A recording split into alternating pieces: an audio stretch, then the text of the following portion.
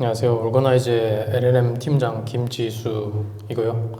오늘 와서 보니까 많은 연사분들이 이미 많이 너무 좋은 말씀 해주셔서 저도 얻어가는 게 정말 많은데 딥시크가 AI 패권에 어떤 영향을 미치는지 어떻게 학습되었는지 같은 부분에 대한 설명도 잘 들을 수 있었고요. 어쨌든 제가 그래서 오늘 말씀드리려고 나온 이유는 딥시크가 이 시장에 어떤 파급 효과를 가져왔는지는 이해를 했는데 그런데 정확하게 얼마나 어떻게 좋은 걸까에 대한 질문에 대답할 수 있는, 따라서 모델이 정확하게 어느 정도 수준인지, 이 모델이 성능이 정량 혹은 정성적으로 어느 정도인지 다방면으로 조사한 내용을 말씀드릴 생각이고, 그래서 제목도 주요 LLM과의 분석 비교 이렇게 정했고요.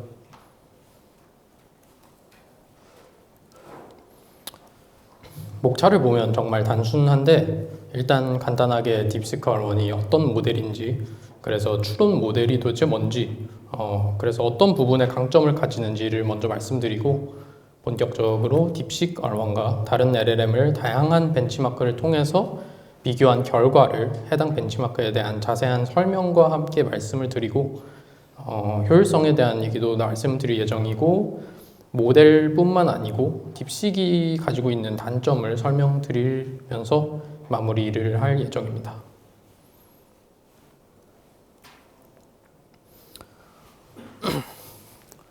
이미 많이 말씀들 해주셔서 다 알고 계실 것 같은데요. 딥시크 R1에 대해서 빠르게 말씀을 해볼게요.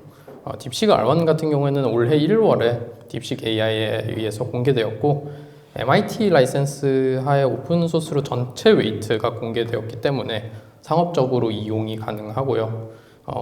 개발 목표 같은 경우에는 더 단순하게 얘기를 하자면 오픈 AI의 O1 같은 추론 모델을 레플리케이트 해보자, 이렇게 말을 하는 게 좀 더 쉬울 것 같아요. 실제로 근접한 모델이 나오기도 했고, 오픈 AI에서 O1 추론 모델이 공개된 이후에 당연히 연구자들이나 기업에서도 여러 가지 시도가 있었는데, 실제 O1이 핵심 원칙과 가깝게 만들고 이거를 이제 오픈소스로 공개를 한 거는 딥시크 최초라고 할 수 있겠습니다. 이에 대해서는 학습 과정 부분에서 좀 더 자세히 말씀드릴 수 있을 것 같고요. 모델이 나온 배경 같은 경우에는 딥시크는 R1 추론 모델을 개발하기 이전부터 V2 모델에서 MOE에 대한 개선이 있었고, V3에서는 멀티 토큰 프레딕션 도입이나 MLE로 아키텍처를 바꿔서 효율성을 달성하는 등 여러 부분에서 이미 있는 개선을 추가를 하면서 V3의 경우에는 4.5와 거의 동일한 수준의 모델을 이미 개발하고 있었고, R1을 통해서 딥시크에서 최초로 추론 모델을 만들었다고 보면 되겠습니다.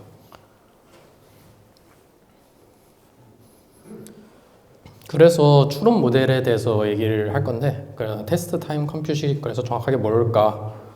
테스트 타임 컴퓨트는 모델이 인퍼런스 단계에서 추가적으로 계산 자원을 사용해서, 그러니까 더 쉽게 얘기를 하자면 추가적으로 생각하는 과정에 토큰을 소모를 해서 정확도, 응답이 정확도를 높이는 방식이고요.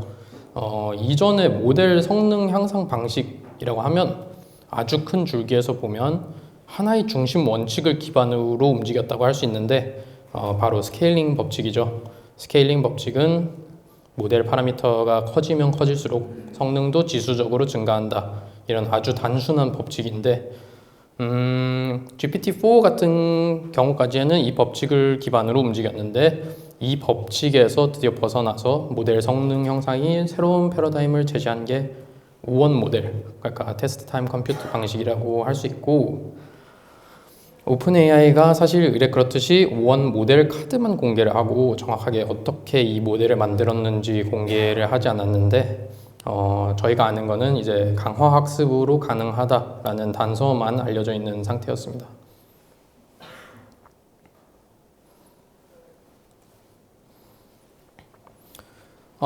그래서 추론 모델 테스트 타임 컴퓨트이 이제 새로운 패러다임을 제시하고 모델 성능 향상이 다른 방법을 제시한 것까지는 알겠는데, 어떤 점이 그래서 좋아진 걸까? 현재 추론 모델의 경우에는 그 이름이 말하듯 수학과 코딩 등 추론이 필요한 부분에 특히 강점을 가지고 있고요. 오히려 창의적 글쓰기 같은 모호한 부분에 있어서는 기존 모델과 좀 떨어지는 모습도 보여주고 있어요. 그리고 또 다른 특징은 더 오래 생각하게 할수록 뭐 예를 들면 모델이 마침표를 찍었는데 그 마침표를 지우고 더 생각하라고 인퍼런스를 돌리면 뭐 더 오래 생각하게 되겠죠. 이런 식으로 더 추론의 토큰을 많이 쓰게 하면 할수록 정답에 더 가까워지고 성능이 증가한다는 점이 있습니다.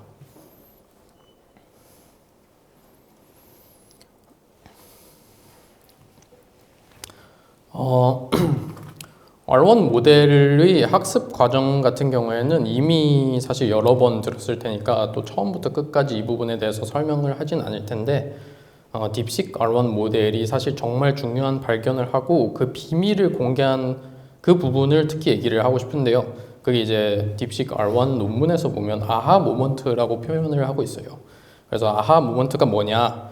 먼저 설명을 하기 전에 R1 제로 모델에 대해서 말씀을 드려야 될 것 같은데 현재 잘 알려져 있는 R1 모델 같은 경우에는 여기 그림에 그려져 있듯이 다층 학습 방식으로 슈퍼바이즈드 파인 튜닝도 하고 GRP어로 뭐 RL도 하고 이렇게 인간이 좀 이해할 수 있는 방식으로 싱크를 생각하는 것을 보기 위해서 인간 혹은 LLM이 생성한 데이터를 이용해서 파인 튜닝도 시켜가면서 세심하게 세팅을 한 모델이고요. 이 모델 이전에 R1 제로 모델이 있는데 놀랍게도 이 모델은 이 일반 V3 베이스를 추론 모델로 바꾸기 위해서 그 어떠한 인간 가이드라인도 주지 않고 질문에 대한 정답이 맞았는지 혹은 틀렸는지만 평가를 하고 맞았을 경우에 보상을 주는 그런 방식으로만 학습을 한 모델이고요.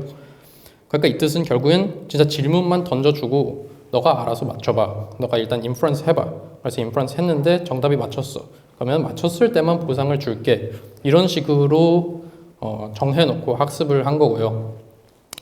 당연히 R1 제로 이전에도 이런 시도는 당연히 존재했겠죠. 그런데 이렇게 강화 학습만으로 이 정도의 명확한 성과를 보인 오픈소스로 이럴 정도의 명확한 성과를 보인 모델이 없었고 재밌는 거는 이제 모델 학습이 진행되면 진행될수록 누가 아무도 시키지도 않았는데 weight 같은 단어를 쓰면서 한 번 더 검토하고 계산을 해보는 현상이 발견된 건데요. 이게 이제 딥식 R1 논문에서 얘기하는 아하 모먼트가 이거고 weight 같은 토큰을 점점 더 많이 발견할 수 있었다 이런 식으로 얘기를 하고 있고 이게 결과적으로는 학습하면 학습할수록 누가 시키지도 않았는데 이전에 봤던 이 그래프처럼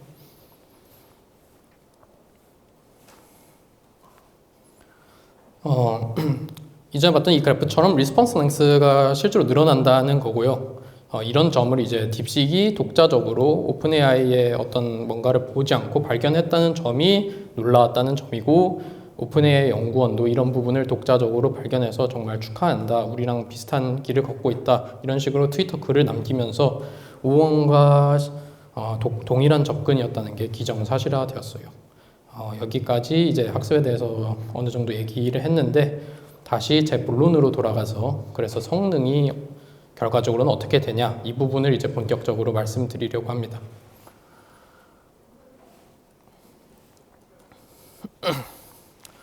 먼저 지식 측정 부분부터 볼 텐데요. 제일 대표적인 벤치마크인 MMLU를 가져왔고 Massive Multitask Language Understanding의 약자로 대규모 언어 모델의 역량을 보다 엄격하게 맞춤화된 벤치마킹 하도록 맞춤화된 견고하고 도전적인 대규모 멀티태스크 이해 데이터셋이라고 하고요. 12,000개의 복잡한 질문을 포함하고 있고 프랙티컬하게는 모델이 가진 실제 지식을 평가하는 척도로 주로 활용을 합니다. 딥식 모델 같은 경우에는 전체 모델을 제치고 오원과 같이 공동 1등을 달성했는데 그래프를 보면 알겠지만 V3 모델도 사실 상위권에 있거든요.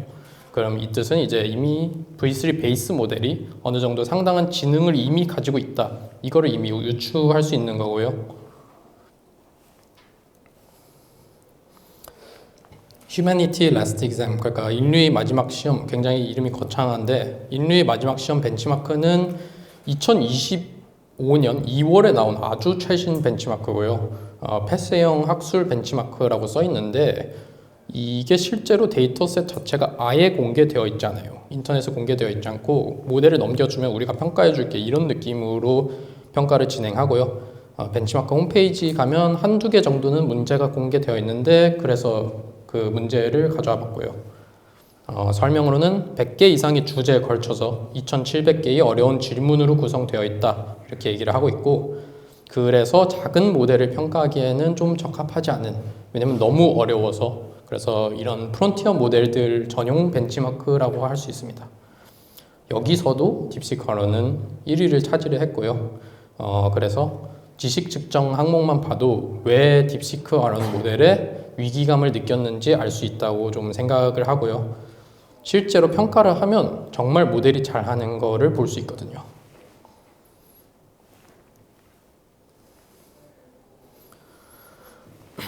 이제 수학 평가로 넘어갈 텐데, 최근 추론 모델이 대세가 되면서 제일 많이 오르내리는 벤치마크 중에 하나고 2024년 AIME, 그러니까 미국 초청 수학 시험이라는 벤치마크고요. 쉽게 얘기하면 미국 수학 경시대회 문제입니다. 2024년도 문제라서 이 문제를 데이터셋에 넣는 나쁜 행동을 하지 않는 이상 테스트 데이터에 오염 우려가 없다는 게 좀 특징이고요. 이 벤치마크를 보면 추론 모델이 강점을 실제로 확인할 수 있는데 1위부터 5위 모델이 전부 다 추론 모델이에요. 성능 차이도 그냥 일반 모델에 비해서 어마무시하고, 저희가 제일 범용적으로 쓰고 있는 GPT-4나 미니 같은 경우에는 각각 15점과 12점으로 추론 모델과 차이가 엄청나게 나죠. 또 다른 수학 벤치마크를 보자면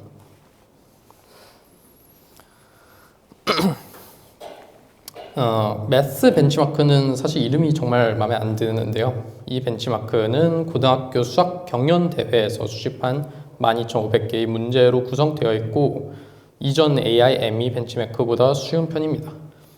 인간 기준으로 박사과정 학생이 40점 정도의 점수를 기록하고 있고 국제수학 올림피아드 3회 금메달리스트가 90점을 맞는 그런 벤치마크라고 할 수 있어요. 언어 모델이 사실 정말 대단한 게 최고 수준의 인간이 90점 맞는 모델인데 언어 모델은 이미 97점, 96점 이렇게 점수가 기록된 걸 보면 이미 벤치마크 평가가 프론티어 모델에서는 의미가 없죠. 문제가 너무 쉬워서 평가가 되지 않습니다. 그래서 AIME 같은 벤치마크가 최근 들어서 주 벤치마크로 활용되고 있는 이유이기도 하고요. 여기서도 마찬가지로 1위부터 4위가 추론 모델이에요.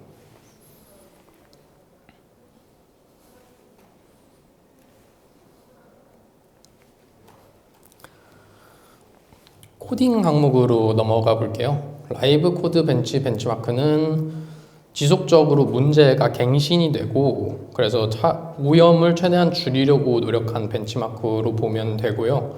이렇게 최근에 나오는 벤치마크들은 데이터 학습 오염 문제를 피하기 위해서 이런 나름의 노력을 기울이고 있는 걸 볼 수 있고, 어쨌든 이 벤치마크 특징은 일반적인 코드 생성뿐만 아니고 테스트 코드 출력 예측 같이 좀 더 광범위하고 현실적으로 쓰이는 기능도 포함을 한 게 특징입니다. 현재 이 벤치마크 같은 경우에는 2023년 5월부터 2024년 2월 사이에 300개 이상의 코딩 문제를 포함하고 있고요. 여기서도 딥식 모델은 역시나 빠지지 않고 아주 높은 점수를 기록하고 있는데 62점으로 꽤 높죠. 추론 모델과 기존 모델의 갭이 여기서도 엄청 큰 거를 확인할 수 있고 거의 20, 30%의 점수 차이를 기록하고 있어요.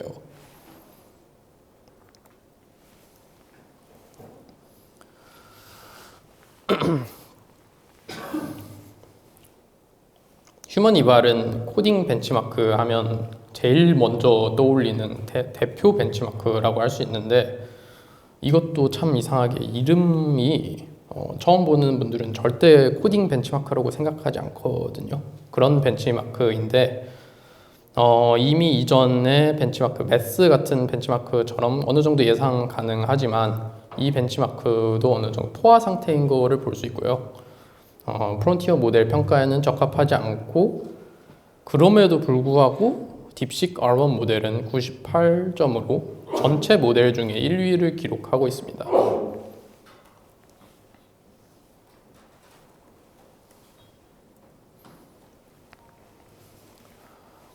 사이코드는 꽤 최근에 생긴 벤치마크인데 2024년 9월에 나온 벤치마크고요.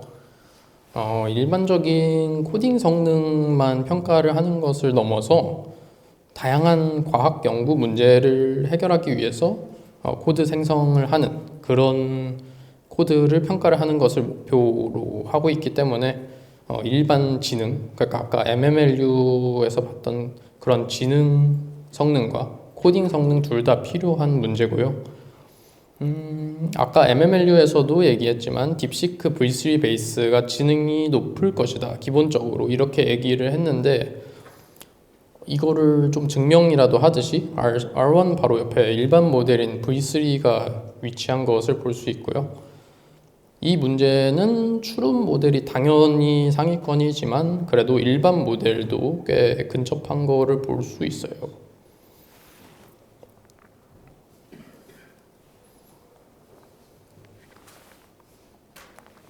이제 인간 선호도에 대해서 얘기를 해볼 건데요.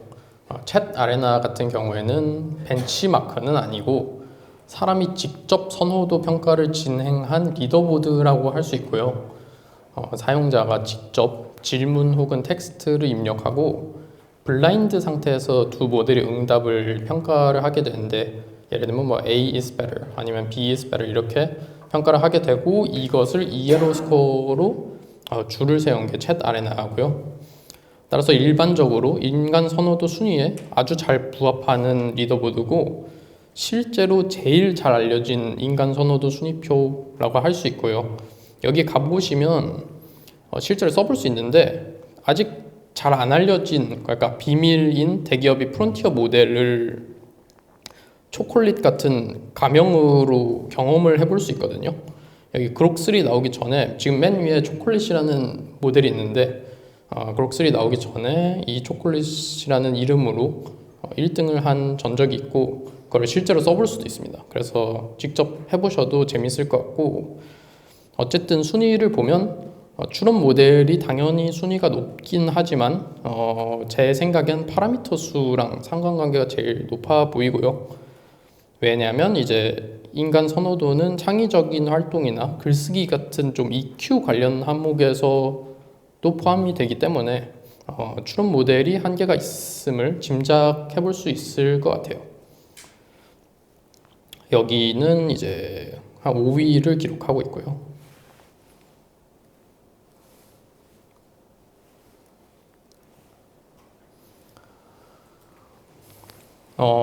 에이전트의 성능을 평가를 한다는 건 사실 굉장히 까다로운 일이라고 생각을 하고요. 주로 엔드-투-엔드로 모델을 평가하게 되는데 최근에 나온 벤치마크라고 하면은 뎁스텝, 그러니까 데이터 에이전트 벤치마크도 여러 툴을 주고 멀티 스텝 리즈닝을 통해서 결론을 내야 하는 그런 작업으로 구성을 하고 이 모델이 그래서 정답을 냈을 때만 인정을 하는 그런 벤치마크고 최근에 대두되는 그런 에이전트에 대한 모델의 성능을 어느 정도 짐작해 볼 수 있는 그런 벤치마크라고 생각하면 되고요.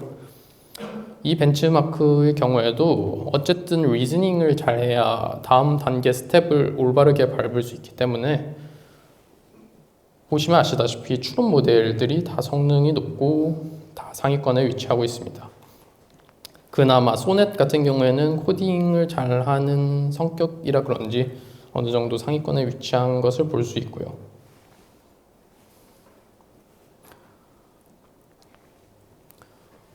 딥 리서치는 사실 명확한 비교는 좀 어렵고 왜냐면 어떤 플랫폼이나 그 에이전트에 대한 평가의 성격도 강하기 때문에 어쨌든 딥 리서치는 에이전틱한 라그라고 할 수 있고 뭐 웹서치나 요약 아니면 검색어를 재구성해서 다시 검색을 한다든지 다양한 에이전트와 툴이 필요한 모드고, 이 자료 같은 경우에는 오픈AI 블로그에서 가져왔는데 사실 전체 방식이 오픈되어 있지 않아서 공정하다고 평가하기 당연히 어렵고요.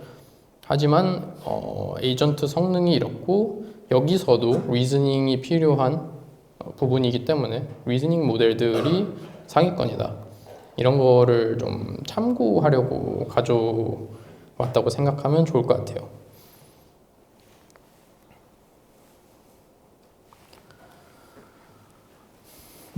지금까지는 이제 모델의 성능을 주로 평가하고 벤치마크에 대해서 얘기를 하고 분석을 했는데요. 사실 딥시크는 그 API 가격으로도 굉장히 유명하거든요. 딥시크 공식 API 기준으로 1 밀리언 토큰의 입력이 0.55달러, 그리고 출력이 2.19달러 들고요. 프라이스표로 이걸 나타내면 이제 다음과 같고, 아까 O3 미니랑 전체적으로 비슷한 성능을 보였음에도 불구하고 가격 면에서는 2배 차이가 나죠. 이런 공격적인 가격 정책도 스푸트니크 모먼트 일조를 한 것 같은데, 그러면 이렇게 생각을 할 수 있는 게 얼마나 손해를 보고 API를 운영을 하고 있길래 이렇게 공격적으로 가격을 도대체 유지를 하면서 쓰게 만드는 걸까요? 데이터셋을 모으기 위함이 아닌가, 뭐 이런 식으로 생각을 할 수 있는데,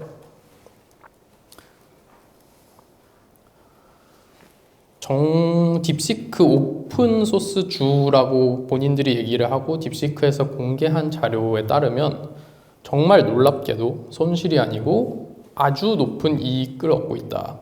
그들이 공개한 그래프와 글을 조합해서 평가를 하면 피크 타임에는 이제 550%에 달하는 높은 수익량을 기록하고 있고요. 이게 이제 어떻게 가능하냐? 아까 앞에서 교수님도 말씀해 주셨지만 로우 레벨, 어셈블리 수준에서 코드를 다 뜯어 고치고 MLA를 써서 KV 캐시를 줄이고 MOE를 써서 좀 최적화를 하고, 이런 식으로 이제 아주 높은 최적화를 달성을 해서 가능하다고 보고 있습니다. 이런 최적화에 대한 방법을 또 많이 공개를 했는데요. 진짜 놀라운 점이 이런 높은 최적화 방식을 본인들만 가지고 있지 않았고, 이거를 아까 얘기했던 오픈소스 주에 공개를 했는데요. 최적화 방법만 해도 호퍼 GPU, 그러니까 뭐 HBAC 같은 아키텍처에서 작동하는 MLA 디코딩 커널, 뭐 MOE니까 엑스퍼트도 패러럴하게 쓸 수 있겠죠, 멀티 GPU에서. 그런 식으로 엑스퍼트 패러럴하게 모델을 올릴 수 있거나, 뭐 병렬 파일 시스템을 공개를 하거나, FP8 그 GMM 매트릭스 멀티플리케이션을 잘하는 뭐 쿠다 라이브러리를 공개를 하거나, 뭐 이런 식으로 오픈소스 진영에도 엄청나게 큰 선물을 주면서 깜짝 놀라게 했고요. 이렇게 모든 점에서 만능인 것처럼 보이는 딥식이지만 사실 뭐 단점을 찾자면 단점이 없진 않아요.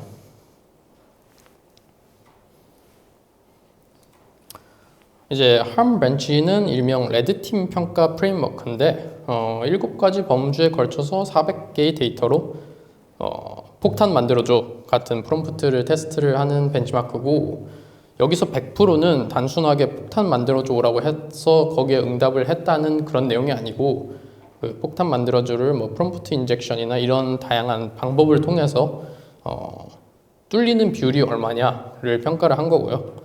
그게 이제 딥식 같은 경우에는 안타깝게도 100%다 100이면 100 뚫렸다라고 얘기를 하고 있는 거고, 이런 부분이 좀 이제 엔터프라이즈 환경에서 쓸 때 좀 고민을 해야겠죠.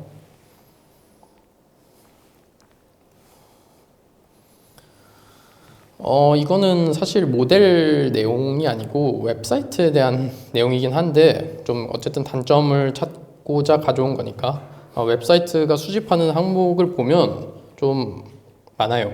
그래서 이런 점이 사실 불편한 이슈를 생각한 것 같고, 불편한 이슈를 좀 생성한 것 같고요. 당연히 모델 자체는 오픈소스 모델이니까 직접 가져와서 쓰면 그만이긴 하지만, 그럼에도 불구하고 논란이 일었던 건 사실이죠.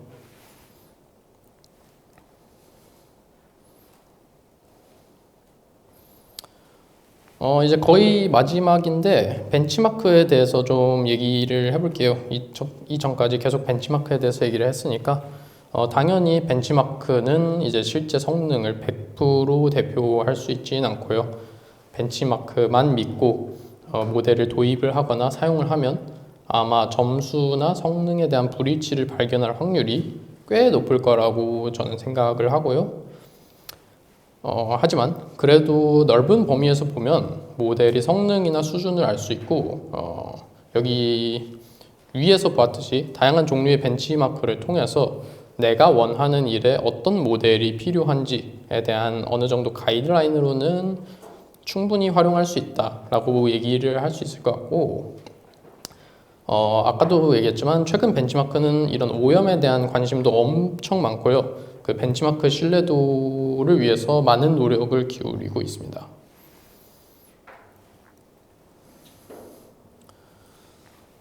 저희 올거나이즈 같은 경우에도 고객한테 적합한 모델을 추천을 하고 또 모델을 개발하기 위해서 벤치마크 관련해서 많은 노력을 하고 있고요. 저희의 노력 같은 경우에는 한국어 금융평가 데이터셋, RAG 벤치마크, 에이전트 리더보드 같은 웹사이트를 공개하는 등 한국어 LLM 생태계에 꾸준히 기여하고 목소리를 내려고 노력하고 있어요.